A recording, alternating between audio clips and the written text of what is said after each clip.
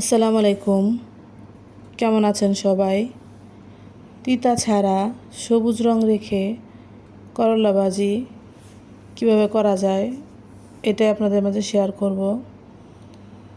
একটু লবণ দিয়ে 2 মিনিট কষলিয়ে তারপর চেপে পানিগুলো ফেলে দিব। চাপ দিলেই পানিগুলা পড়ে যায়। ভালো করে চেপে চেপে পানিগুলো ফেলে নিলাম।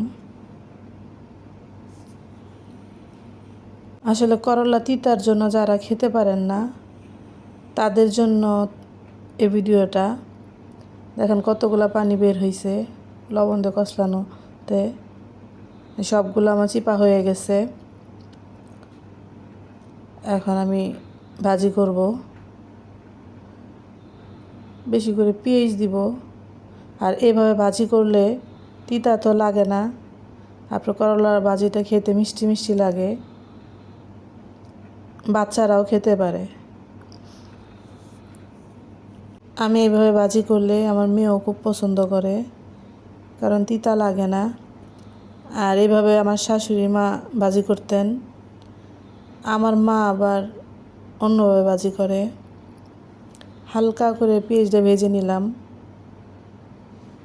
বেশিক্ষণ করলাগুলো দিয়ে ভাজবো না, 5 মিনিটের মতো রাখবো চুলায়। রংটাও সবুজ থাকবে, একেবারে তিতাও লাগবে না। যারা এভাবে ভাজি করে খান নাই তারা একবার হলো খেয়ে দেখবেন, সত্যি তিতা লাগে না। কালারটাও সবুজ থাকে, দেখতেও ভালো লাগে। দারুণ হয় করলা ভাজিটা। যদি আমার রেসিপিটা আপনাদের ভালো লাগে